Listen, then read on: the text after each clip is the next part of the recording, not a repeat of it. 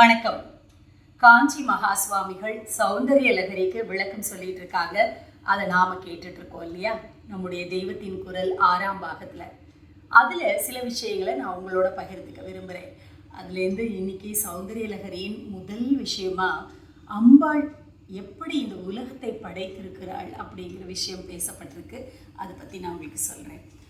அம்பாளுடைய பாதங்கள் தான் ரொம்ப கருணையானவை அப்படின்னு சொல்கிறாரு ஆதிசங்கரர் சௌந்தரிய லகரியில். எதனால அப்படின்னா, இந்த அண்ட சராச்சரங்களும் எப்படி ஆக்கப்பட்டிருக்கு.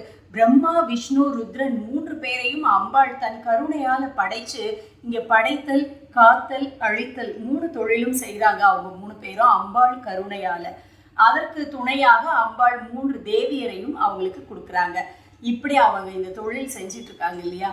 பிரம்மாவுடைய தொழிலுக்கு அவர் மூலம் வேண்டாமா? எதுவா இருந்தாலும் ஒரு பொருள் போட்டு தானே இன்னொன்று செய்யணும் இல்லையா? ஒரு அரிசியை களைஞ்சி வச்சா தானே அது சோறாகும்.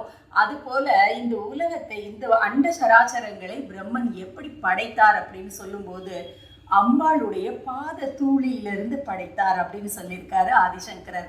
அது என்ன பாத தூளி? அம்பாள் கால் தூசு, அந்த தூசியும் முழுசா எடுத்துட்டாரா பிரம்மன் அப்படின்னா இல்லையா?